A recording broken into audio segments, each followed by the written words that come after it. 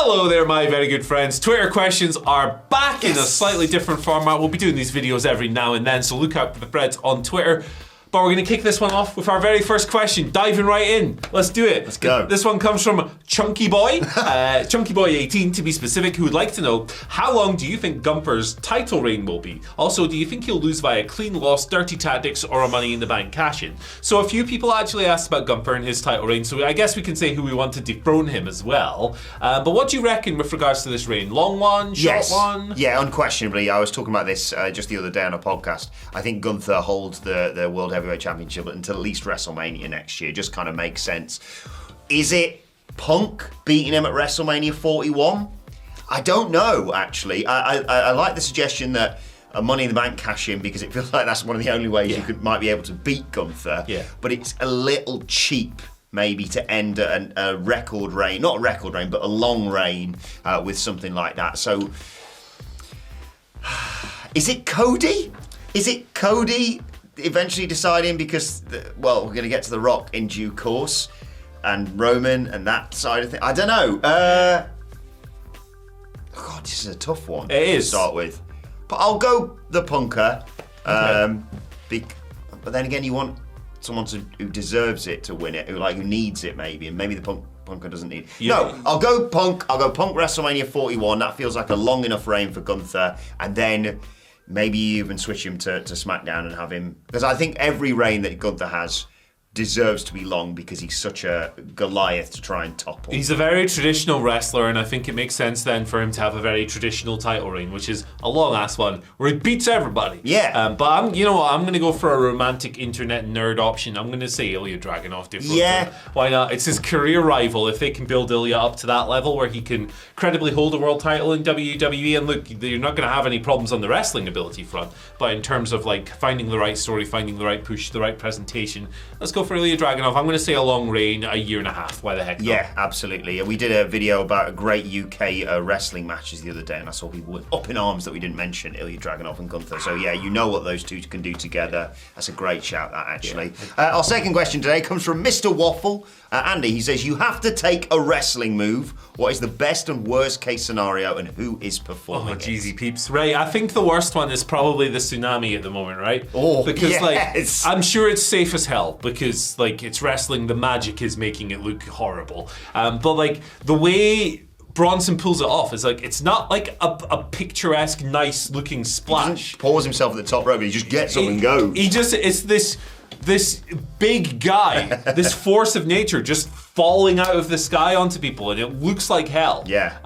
So I don't want to take the tsunami. As far as the best one to go, probably the RKO, because Randy Orton's really safe. Yeah, that's what everyone says. He's a really, safe worker. Probably that one. I'm going to go, best move to take is the worm, because it's soft as oat, basically. And the other part of that is, presumably, I get to meet Scotty 2 Hotty, which is still one of those life goals that I want to check off. I'm going to say, in terms of worst, because yes, you can, I wouldn't want to take any chops from Gunther or anything like that. No. But I'm going to say the hidden blade, because my kryptonite is getting hit on the back of the head. I hate it. I don't know why it is. But I see red. I mean, I wouldn't see anything if Will Ospreay hit me with a hidden blade anymore. But yeah, I'm still astonished as to how he does it and doesn't concuss someone every single time. It's a bit like that Kenny Omega knee when someone's in the ropes. Yeah. It's brutal. I'm astonished that they can survive it, let alone not get horrifically injured each time. But I don't want to take any wrestling moves. I took a pool cue shot from Phil Chambers about 5 years ago, and I still moan about it today. Yeah, this is the thing. I don't actually want to take a single wrestling move either. It's always funny when sometimes you get the odd comment going, these guys, and everyone gets this who makes content. Yeah. These guys are just jealous because they couldn't ever make it as wrestlers. It's like, Mother Hubbard, I never want to be a wrestler. Those people put themselves through hell for our entertainment. Yes. I want a soft life because I'm a soft man. Yeah. That's how it goes. This is my square circle. This room right here. Thank you very much. Exactly. This is as far as it needs to go. All right. Our next question today comes from John D. Barker. Shout out to John. Very, very nice human being who would like to know, where's the best place to hang pre and post All In? Well, Adam, why don't you tell them about that? That's a great question, that, John, and thank you for it. Well, before All In, which of course goes down this Sunday. 2 days from now, it's Friday today. Of course, yeah, it is. Wow. Well, what a dynamite that was. I've got thrown out because we're recording this in advance. Well, John, it's a great question you ask. The best place to hang before All In is, of course, the WhatCulture live show. Tickets are still available, whatculture.com/tickets. Join us, we're going to do a live show, we're going to do an extended meet and greet, and then we're going to we're all going to walk over from Crystal Club, which is mere minutes away from Wembley Stadium. And then after Wembley, what you need to do is, well, try and spot the big lanky ginger bloke filming what went down, or the big muscly bald blokes filming ups and downs, Simon Miller, of course, and then follow them as we go back to the Crystal Club. There's not another WhatCulture live show. There's something even better. It's Sweet Chin Disco, and tickets have sold out, but there will be a limited number of tickets available on the door. It's going to be a great night. We're going to be celebrating after All In. Max Caster's going to be there. Prince Nana's going to be there. There may be a few other appearances. As I said, it's minutes away from Wembley. If anyone else from AEW, Tony, open invite if you want to pop over. It's right there. Sweet Chin Disco, though. But I'm so excited for Sunday. I can't wait because I missed out last year, of course. Yeah, absolutely. I'm missing out this year, but it's going to be a great event. They're gonna hit me with. They've actually built a robot that's got a Zoom call on the front. I'll be on that. So look out for the robot. Yeah, when Butcher and Blade come out, I'll FaceTime you. Oh my goodness gracious. TM gives us our next question of the day. Thank you as always for your contribution. Who says, with WWE and AEW experimenting with sending talent on excursions to Japan, for lack of a better term, Josh Briggs and Tavian Heights taking part in the N1 and Anna Jay being in Stardom's 5-star GP, who else in WWE/AEW would you like to see go on similar excursions? Yeah, I really like this question, and I really like this thing that they're doing. I've been calling for this for years and years. I think if you have working relationships with promotions, particularly promotions in other countries, that you should make the most of this by sending wrestlers out and getting them working different styles against different people, because they'll expand their repertoire, they'll learn some things, they'll pick some bits and pieces up, and it'll make them much, much stronger as a result. Wrestlers need reps more than anything else with wrestlers who are better than them, and that's what Tavian Heights and Josh Briggs are getting at the moment, and Anna Jay in Japan at the moment. So a couple from WWE to start things off. So I've got two wrestlers here. Both of them are already very good, but they're very good at the flashy stuff, and perhaps a bit more seasoning in the fundamentals it could be required here. So I'm not I love both of these wrestlers,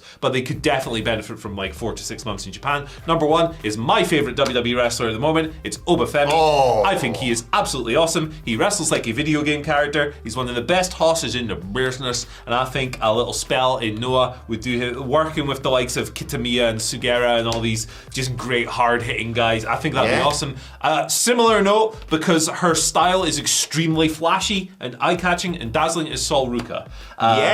Another one who I think would benefit from just sharpening a few of those spaces between the moves up a little bit. I think them in Japan would be awesome. From AEW, Nick Wayne. Nick Wayne needs reps. Yes. Nick Wayne is very young, very unseasoned wrestler so far. Very, very good for his age, but he could use the spell as well.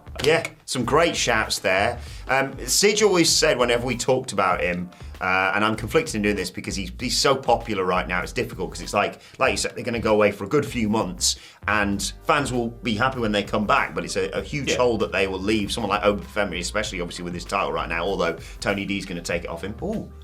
Maybe someone from the family could go and hang out with the Yakuza. I don't know. Or what I'm actually going to say is Trick Williams. Trick Williams is someone who Sige has always said, and I think it's a great shout, could, like you say, he doesn't need it necessarily, but to add more aspects to his game, I think could be really beneficial for him. In terms of the women, it'd be difficult to work this out, but I'm sure they could get some sort of connection with some Japanese university, get one of JSU's students, Thea Hale, over to Japan, get her learning over there. In terms of AEW, Nick Wayne was a great shout. I was trying to think, you're right in terms of like you want to get the younger talent over there and I know for the reasons were very different, but I thought it worked wonders for someone like Jack Perry to just have that time away and come back and just. But the mystery box. So this could be, if this is like Kenny Omega, Christian Cage. The person really use that season. I'll tell you, Andy Murray, the person who really needs reps and needs to learn stuff by going to Japan is Willow Nightingale. I mean, she would do a great job. She'd be amazing. She would do a great job. Yeah, she's the best. I'm gonna have two. I'll pick. Tony Storm and Kenny Omega. just to get better at wrestling. So go over to Japan, Two people, of course, who've never wrestled in Japan before exactly. as well. Yeah, so it's going to be completely new to them. So yeah, totally. That's a really good question. Thanks, Tian. Thank you That was sick. Right, next, our question comes from Scott Anthony, who would like to know if / when AEW announces their TV deal, what would be their best shot at consistently raising viewing figures? This is a big question. That's going to say, you know what? Just fix the one problem that AEW has. Yeah. Do you know what the big answer to this is? They have to hope that WWE gets less hot. Because to me, I think that is the number one contributor to AEW's decline, and they have declined the viewing figures and the attendances in particular. WWE got really, really hot, and there's only so many hours in the day that the average consumer, has to watch wrestling in the week. WWE produces 7 hours of original programming? Yep. And AEW 4. Right, or you could throw Ring of Honor in there as well, 5, 6. That's a big demand on people's time, and I think people are just really satisfied by WWE. So if you're someone who bounces back and forth between the two promotions, it's very difficult for AEW. That's not to say they don't have creative issues; they definitely do. But that, for me, they have to hope WWE becomes less hot. Yeah, I'm not going to deal with the whole TV deal thing, because I don't know about it, and enough people talk bollocks who don't know about it online already. It might be announced, actually, by the time. Good point. Yeah. But, I mean, one of the solutions is something that's not going to happen because it's going to be a part of the TV deal, which is do less, i.e., you don't have to do the amount of television that they do, but they're stuck with it now. Like, you're right, we do this as a job, and I still don't watch Rampage because I just don't have the time to do it. And you have Collision now, which kind of supersedes that. It's really easy for me to sit here. You're right, your answer is the correct one, by the way. But it's really easy for me to sit here and say, just stick to your guns. Don't keep changing things up. Make yourself be different by sticking to the way that you present wrestling and not trying to copy what WWE. Not that they're doing that, but the Continental Classic kind of righted the course for me a little bit in terms of just like people knew, okay, we're going to get no shenanigans, just good quality wrestling. We're going to get to see stakes and things that are important, and invest in this, and it rewarded people, and that sort of calmed things down when they seem to be on a bit of a spiral, to be perfectly honest. You're right, maybe you want to say maybe some new signings could attract new people to the product. We're going to be talking in a while about Bobby Lashley and potentially Ricochet, but you can't keep signing people. That's not the solution. It's not Chelsea Football Club, right? So kind of is. Oh yeah, I suppose technically. So I mean, I don't know if there is another good answer other than just keep doing what you're doing, and sit down and prioritize who the most important people are and focus on them. Because I think sometimes Tony Khan has a big wrestling brain and goes, oh, do you remember this from a few months back? And sometimes fans are just kind of lost. He goes off and they're kind of left behind sometimes. Just to add like one little addendum, that word, onto that. You have to stick with people. When someone gets hot, when someone just catches a bit of buzz, you have to stick with them. A big flaw of AEW, I think, in recent years has been people catch fire and then they vanish, right? What on earth has Konosuke Takeshita done on AEW TV over the past, he has these little flashes of brilliance and then it's never followed up on. This time last year he was beating Kenny Omega. Exactly, and right now he's just, we'll talk about Takeshita in a little bit. I want to talk about him in another question. But like, Hologram right now, right? Kicking ass on Collision. Everyone who watches his matches is really into them. The Beast Mortos match in particular was beautiful. You need to stick with Hologram now. He can't just go away for 6 weeks and come back and have another match. Like, no, this needs to be a concerted push. Focus on these people. When people become popular, when the crowd respond to them, make a concerted effort. Don't shelve them and leave them gathering dust. That to me is the big internal problem. And stop with the elite power struggle bollocks for me. No one cares. And the other week you had like Tony Khan saying, I'm overruling the Young Bucks. Well, if you can do that there, then what's stopping him from changing everything that they're doing? No one cares about it. That angle hasn't worked. Just cut it loose. And when Kenny Omega comes back, he doesn't have to be involved in any of that, because I think he's going to be really important for TV ratings when he does come back. And fingers crossed he can stay healthy. And put the Butcher in more main events. Exactly. It's been awesome. There's another wrestler involved in AEW who I think is one of the biggest stars to come alongside, obviously, my best friend MJF, but we'll get to that in due course. We'll move over now to Mark Smith's question. Thank you, Mark, for your question. Who's winning the Rumbles in 2025? Mark's picks are Sami Zayn and Becky Lynch. Interesting. Becky Lynch coming back in the Rumble and winning it would be really cool. Yeah. I love that she's sitting there right now from her lovely home with her lovely family, sitting there going, what will I do next? It's good stuff. But yeah, she's definitely going back. Yeah. And so I've got a weird one, and they're both kind of weird, but I'm weird, so it makes sense. Jacob Fatu, number one. This guy just rocks, man. Like, he's always been great, but like WWE have presented him really perfectly. I understand they want to keep him away from Roman as far as like a one-on-one match goes. You can build to that years from now if you want. It doesn't matter.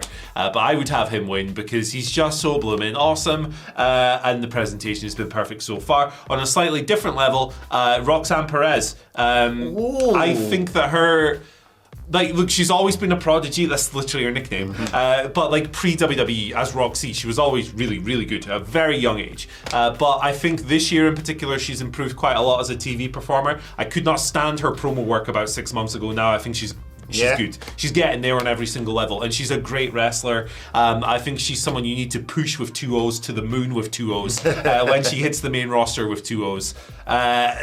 Main rooster, cock-a-doodle-doo with 2 O's. And then, Roxanne, she'd be good. Yeah, she's been someone I've been saying for over a year now, needs to be moved to the main roster from NXT, and they're just clearly biding their time, and maybe when they have your Julias and your Stephanie Vaquez, that's when they can do it, or just dropping the title to say returning Cora Jade, for example, and then I think she'll be stripped to the main roster. Great shout for the Rumble, that. I'm going to go bombastic for my picks. I know I'm the OTJ, the one true journalist, and I'm often, kind of very good at predicting these things, but I'm going to go for who I want to win it rather than who I necessarily think's going to. Dwayne "The Rock" Johnson is going to win the Men's Royal Rumble because, and I've stumbled across this just through endless talking with the Dadleys on the podcast, that's what he handed to Cody Rhodes on the Raw after WrestleMania, a little Rumble ball that had the number 30 on it. He's used his executive power. He's going to come in at 30, chuck everyone else out, win the Rumble, and challenge Cody Rhodes at WrestleMania 41. I cannot wait until The Rock beats Cody Rhodes at WrestleMania 41. I love Cody. I was right there for the story. I was the one saying you need to let it play out, but 100% The Rock needs to dethrone Cody at next year's WrestleMania. And then he's going to go on hiatus and vacate the belt. Yes!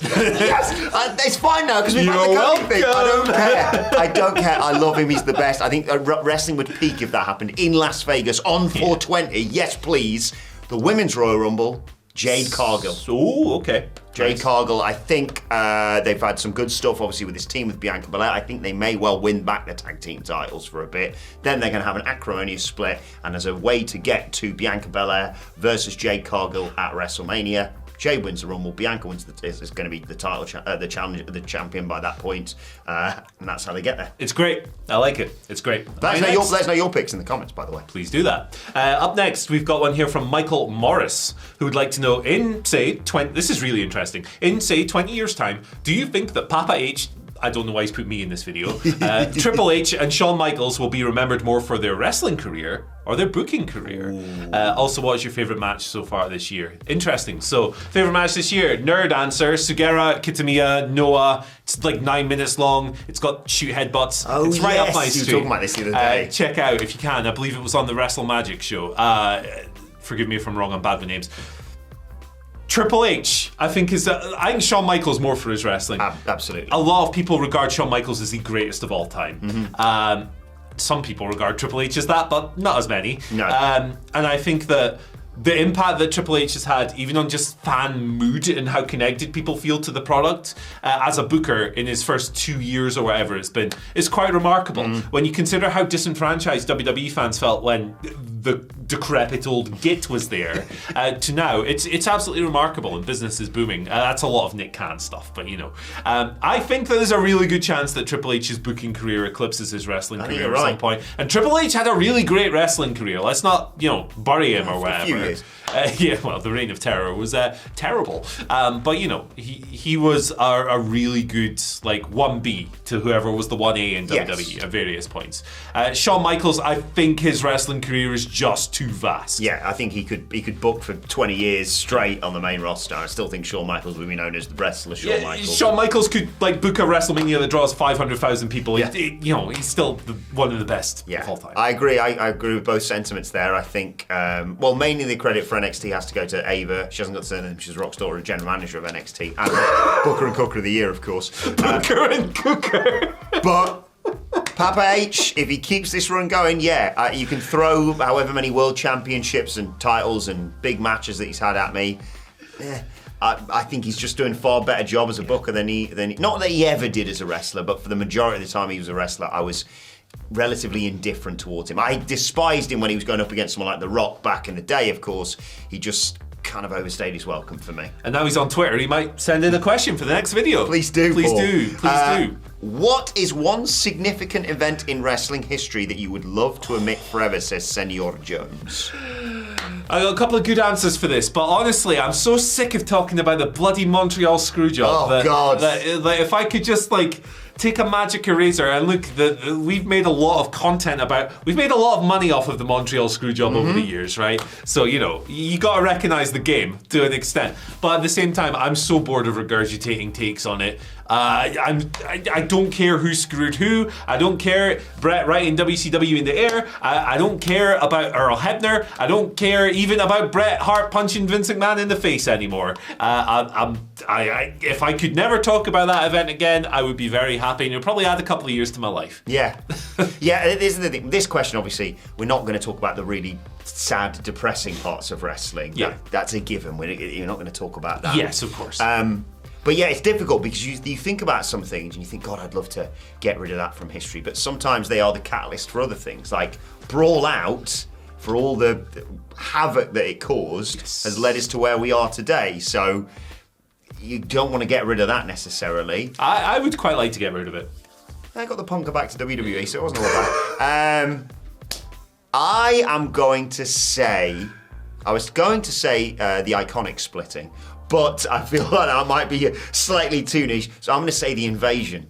Ooh. Because another topic that, my God, am I sick of talking about it. And considering how badly it was handled, the pool of talent that they had. Imagine if you did an Invasion now, and let's say someone else, Bill Gates, right, buys both companies and goes, bollocks, we're doing an Invasion storyline. So he's got no favoritism there. What you could do, by the way, I saw an awful thread on X of Forbidden Door dream matches. One of them was John Cena versus Adam Copeland. What are we doing, guys? But disregarding all that, that'd be fun. Think of the dream matches that you could put together. Think of the pools of talent from both companies that you could just be right, sod it, let's do Roman Reigns versus Kenny Omega or whatever, right? The pools of talent that they had to go from in WCW, what did they actually manage to achieve? At the end of the day, my memory of the Invasion is Survivor Series, where Kurt Angle and Stone Cold Steve Austin were the two of the main players on there. Yes, you got Booker T from that. I'm not saying, that was great, but the potential that you could have had, Goldberg, Hulk Hogan, the NWO coming in, what did we actually... It fell to pieces, so let's just get rid of it forever. Yeah. And hopefully, when I do that, something else takes its place, which is far better. It's different when you're a kid, wasn't it? And you watched the Invasion pay-per-view and you were like, oh my God, the WWF is going to close down if they lose the match. But viewing it through today's lens, it's very difficult. I've got another quick answer. Val Venus. There you go. Right, let's move on to our next question. How are you going to check out his website? Oh, actually, his website's really good these days. Actually, Val, the name Val Venus is doing a lot of good work these days. So, hey, shout outs to everyone who has messed with that idiot so spectacularly recently. My final question, number 9, comes from Zach Tyler, who would like to know, if Bobby Lashley and Ricochet go to AEW, how would you book them? So glad you're back. Thank you, Jack. Zach, sorry. It's good to be back. How are you doing it? How'd you do it? We talked about Bobby the other day, didn't we? There's a bit of us that wants him to reunite with Leo Rush. Yeah. I've given him the belt and haven't beat everybody, to be honest. I think he's awesome. We mentioned the fact he's going to do a stop off in Bloodsport in Japan, I think we said. Shouts to Ibu for the scoop. Indeed. How do I book him? I think you have to bring him in right at the very top. It's Bobby Lashley. This isn't the Bobby Lashley that went to TNA or Impact or whatever. This is former WWE World Champion Bobby Lashley.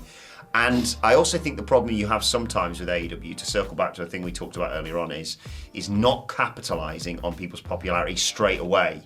Just push him to the moon. That's what I'd do. Ricochet, another problem, this feels like I'm burying them. Another problem AEW's had over the years is having those dream matches there and not doing them. And that's something they have changed very well recently of like, let's not mess about, let's just do Will Ospreay versus MJF or whatever is in front of us, or do the matches that we want to see Brian Danielson do, so that in case anything happens, at least we've done them. Yeah. Like the fact we never got Punk versus Omega or something in AEW is a real disappointment. It's disgusting. Or Cody, the matches that Cody could have had there.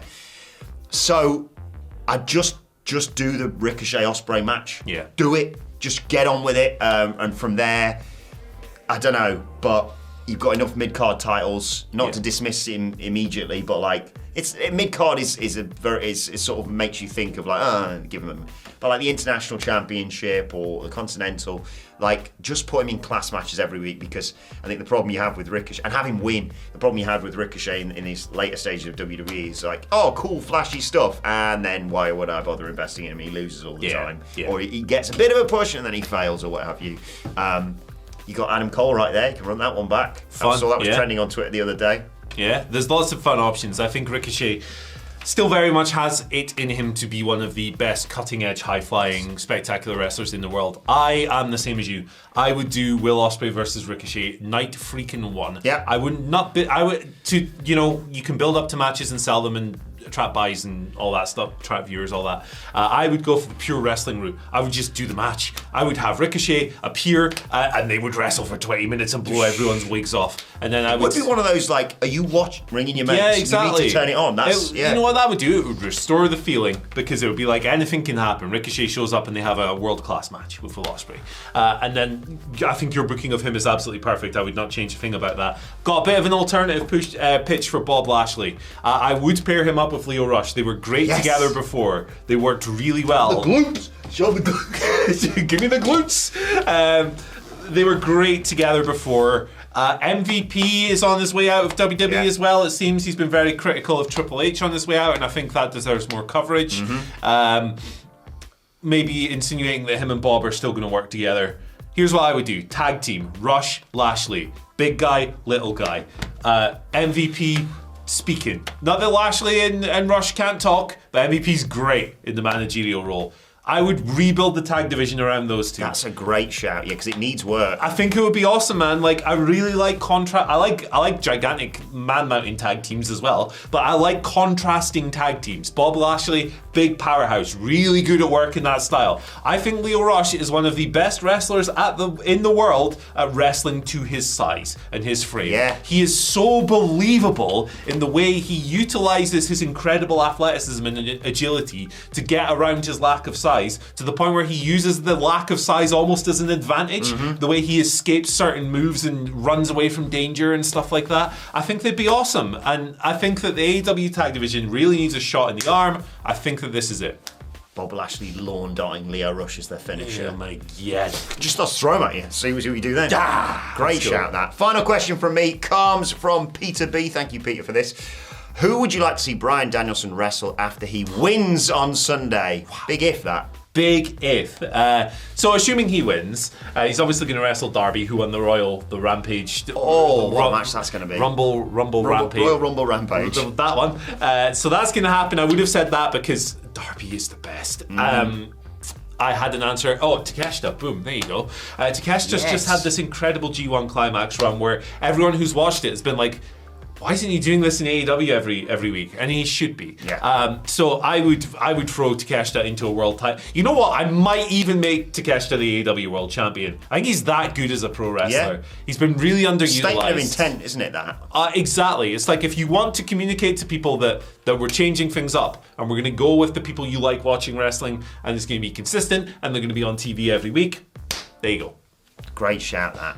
The Beast Mortos for me. Ah, yes. And that's how you retire Brian Danielson, ladies and gentlemen. You feed him to the Beast Mortos.